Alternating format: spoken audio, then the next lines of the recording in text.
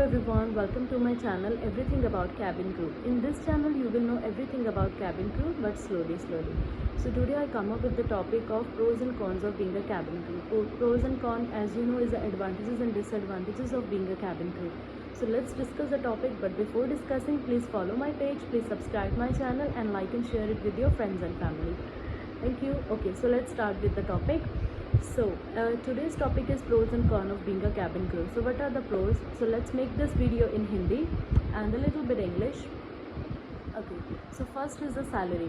So जो salary होती है एक कैबिन क्रू की, वो किन बातों पे निर्भर करती है?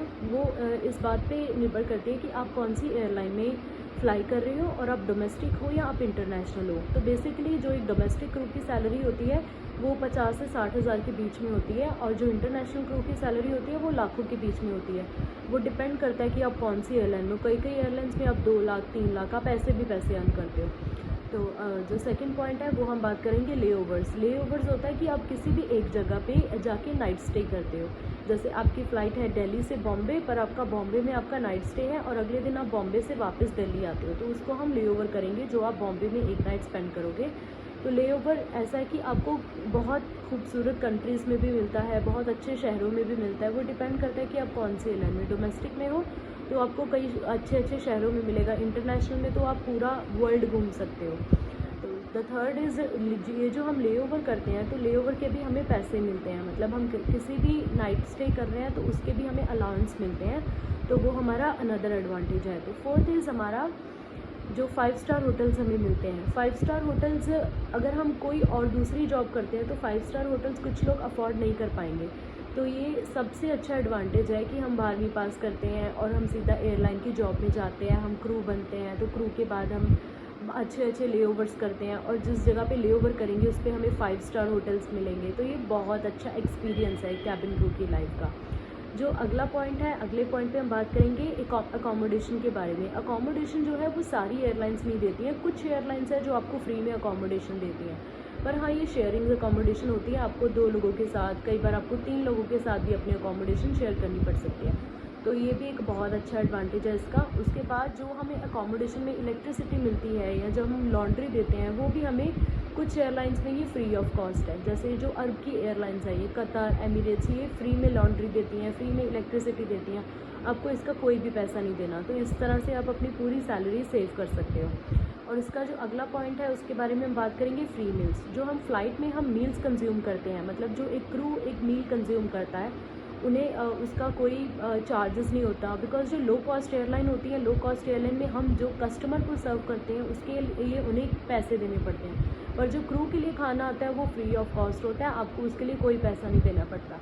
और क्रू के लिए खाना भी ये डिपेंड करता है कि आप कितनी लंबी फ़्लाइट कर रहे हो। जैसे आप सुबह जा रहे हो तो आप शाम को आ रहे हो, तो उसमें आपका ब्रेकफास्ट और लंच दोनों इंक्लूड करता है, और अगर आप सुबह जाके दोपहर को आ रहे हो तो आपको सिर्फ ब्रेकफास्ट मिलेगा। कई बार ऐसा होता है आप सुबह जाके रात को आते हो तो आपको ब्रेकफास्ट, लंच, डिनर तीनों फैसिलिटीज़ मिलती हैं। तो ये एक बहुत अच्छी बात है, क्योंकि आपको डिफरेंट मील्स खाने की भी आदत लग जाती है, अच्छे कुजीन्स आते हैं, तो ये एक बहुत अच्छी बात है। उसके बाद हम इंटरेक्ट विद डिफरेंट नेशनैलिटीज़, हम डिफरेंट नेशनैलिटीज़ के साथ इंटरेक्ट करते हैं।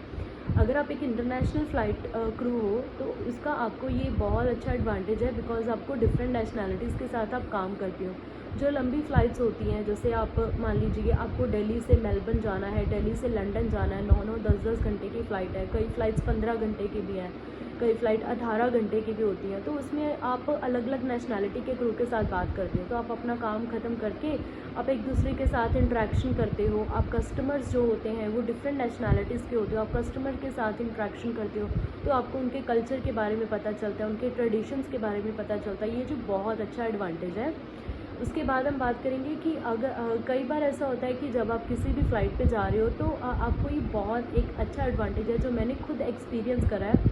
आपको कई बार अपनी फेवरेट सेलिब्रिटीज़ के साथ मिलने का भी मौका मिलता है, आप उनके साथ भी घंटों बातें कर सकते हो और आपको ऐसा फील ही नहीं होगा कि आप किसी सेलिब्रिटी से बात कर रहे हो। ये एक बहुत ही अच्छा एडवांटेज है। क्योंकि एक क्रू बनने का क्योंकि जो कस्टमर्स होते हैं उनको बैठना होता है, वो अपना एक खाने में मस्त होते हैं, अपनी ट्रैवल में मस्त होते हैं, अपनी फैमिली टाइम में मस्त होते हैं। पर एज अ क्रू आपको सब कस्टमर्स को देखना होता है, तो आप उनके साथ इंटरेक्ट कर सकते हो। तो ये बहुत अच्छा पॉइंट है कि आप अपने सेलिब्रिटीज़ से मिलके उन अपने बारे में बता सकते हो, उनके बारे में और पूछ सकते हो। तो ये मेरा पर्सनल एक्सपीरियंस है। मैं कई बार अपनी फेवरेट सेलिब्रिटीज़ से मिली हूँ, जो कि मुझे बहुत अच्छा लगा। ऐसा काफ़ी क्रू के साथ होता है, तो उन्हें ये बेस्ट एक्सपीरियंस लगता है अपनी फ़्लाइट का। तो चलिए अब हम आ जाते हैं कॉन्स की तरफ, जो है डिसएडवांटेजेस। क्योंकि किसी चीज़ के एडवांटेजेस हैं तो उसके डिसएडवांटेजेस भी होंगे। तो क्रू बनने के बहुत सारे डिसएडवांटेजेस भी हैं, पर आज हम कुछ ही की डिस्कस करेंगे, नहीं तो वीडियो बहुत लंबी हो जाएगी। तो let's make it short and simple. जो इसके डिसएडवांटेजेस हैं, जो पहला इसका डिसएडवांटेज होता है वो होता है late night flights, early morning landings. ये बहुत ही बड़ा डिसएडवांटेजेस है, बिकॉज आपको कुछ नहीं पता होता आप कितने बजे लैंड कर रहे हो। कई बार फ़्लाइट डिले होगी, आप सुबह के चले हुए, आप एकदम से एग्जॉस्ट हो जाते हो, पर रात को लैंड कर रहे हो आप। कई बार ऐसा होता है आप 24 घंटे नहीं सो रहे, 25 घंटे नहीं सो रहे। लंबी फ़्लाइट्स है तो आप और टाइम लग जाता है। लंबी फ़्लाइटों में भी आपको रेस्ट करने का टाइम मिलता है, पर कई बार ऐसा होता है फ़्लाइट में नींद भी नहीं आती है। तो हम क्या करते हैं कि हम सोचते हैं कि चलो हम घर जाएंगे तो घर जाके ही सोएंगे। पर आपको हू नोज़ कि अगर फ़्लाइट डिले होगी, आपको पार्किंग नहीं मिल रही, तो ये बहुत ही मतलब एग्जॉस्टिंग होता है, इरिटेट हो जाते हैं उस टाइम पे। जो अर्ली मॉर्निंग फ़्लाइट्स होती है उसमें भी ऐसा होता है कि रात को नींद नहीं आती है अर्ली मॉर्निंग फ़्लाइट में, और जब नींद आने लगती है तब हमारा फ़्लाइट का टाइम हो जाता है। तो मतलब ये हमारी नींद भी पूरी नहीं होती, तो नींद का बहुत बड़ा इशू होता है। और अगली बात हम करते हैं, वो भी स्लीप के रिगार्डिंग है, वो है जेट लैग। जो हमें जेट लैग हो जाता है, मेरे साथ क्या होता था, मैं जब ये मेलबर्न फ़्लाइट्स करती थी, मतलब ऑस्ट्रेलिया के सेक्टर्स करती थी, और या जब मैं कनाडा की फ़्लाइट्स करती थी, तो मुझे ज़्यादा इशू होता था। बिकॉज़ जो ऑस्ट्रेलिया का टाइम है वो काफ़ी आगे चला जाता था और कनाडा का काफ़ी पीछे हो जाता था। तो हमारी जो बॉडी होती है वो एक तरह से आप उसको एक तरह से ढाल लेते हो कि आपको सुबह जागना है, सुबह काम करना है, रात को सोना है। पर जब आप एक क्रू बन जाते हो तो आपकी बॉडी का कोई टाइम नहीं रह जाता कि आपको दिन में कभी सो रहे हो, रातों को जाग रहे हो, मतलब कोई टाइम नहीं रह जाता। ये बहुत ही ज़्यादा एग्जॉस्टिंग बात होती है इसकी। उसके बाद हम बात करते हैं कि स्ट्रेस। जो स्ट्रेस है वो हर जॉब में होता है, और इस जॉब में भी इक्वलेंट स्ट्रेस होता है। इसमें स्ट्रेस किस चीज़ का होता है, जो हम ट्रेनिंग्स जाते हैं, ट्रेनिंग सबको ये लगता है कि क्रू है तो ये बस हमारे ये सर्व करने के लिए ऑन बोर्ड, इनका कोई और काम नहीं होता। पर उन्हें नहीं पता कि हम यहाँ तक कितनी मेहनत करके पहुँचे हैं। तो जो ट्रेनिंग होती है वो ट्रेनिंग भी काफ़ी हार्ड होती है। बहुत मोटे मोटे मैनुअल्स होते हैं, उनको पढ़ के आपके मतलब 10 एग्ज़ाम होते हैं, कितने सारे एग्ज़ाम होते हैं, आए दिन आपके एग्ज़ाम ही होते रहते हैं। और ये भी नहीं है कि आपने एक बार ट्रेनिंग ख़त्म कर दी तो आप लाइफ टाइम फ्लाई करते रहोगे, ऐसा नहीं है। आपका 1 साल के बाद आपका जो लाइसेंस है वो रिन्यू होता है, तो फिर आपको दोबारा से ट्रेनिंग करनी होती है। तो ये बार बार ट्रेनिंग, पढ़ाई का स्ट्रेस होता है, ऊपर से हम फ्लाइंग करते हैं।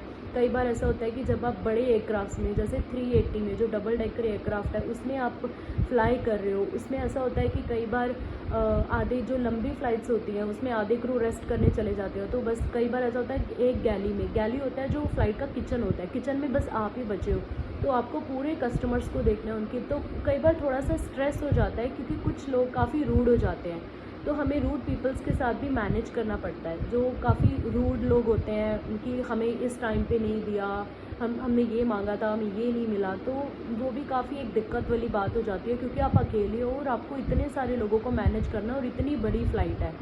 तो ये एक डिसएडवांटेजेस है। और उसके बाद हम बात करते हैं कि आप काफ़ी अकेले फ़ील करते हो। कई बार जब आपकी फ़्लाइट्स नहीं होती, आपके ऑफ होते हैं, 2-2 दिन आपको छुट्टी होती है, तो आप घर भी नहीं जा सकते, बिकॉज़ 2 दिन में आना जाना पॉसिबल नहीं होता। तो आप काफ़ी अकेले फ़ील करते हो, क्योंकि जो आपके फ्रेंड्स हैं, जो आपके रूममेट्स हैं या आपके फ्रेंड्स हैं, वो भी आपको एक दिन पे कई बार ऐसा होता है आपके ऑफ नहीं मैच करते हैं, तो आप काफ़ी अकेला फ़ील करोगे उस टाइम पे।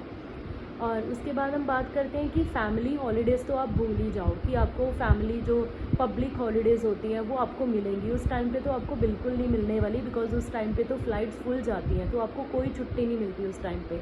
और जो आपके फैमिली फंक्शंस हैं उनको भी आप भूल ही जाओ, क्योंकि फैमिली फंक्शंस के ऊपर भी कभी कभी होता है कि आपको छुट्टी मिल गई, वो भी अगर आपने बहुत एडवांस में बता दिया है, क्योंकि अगर ऑन द स्पॉट बताओगे, ऑन द स्पॉट तो आपको लीव नहीं मिलेगी।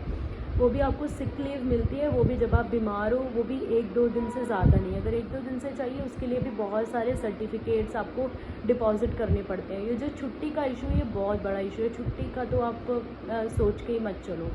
उसके बाद जो आपका फैमिली टाइम है, फैमिली टाइम भी आप अच्छे से स्पेंड नहीं कर पाते हो, क्योंकि आप सुबह जा रहे हो, रात को आ रहे हो, कई बार रात को जाते हो, सुबह आते हो, फिर आपको सोना होता है, फैमिली टाइम मिल ही नहीं पाता प्रॉपरली।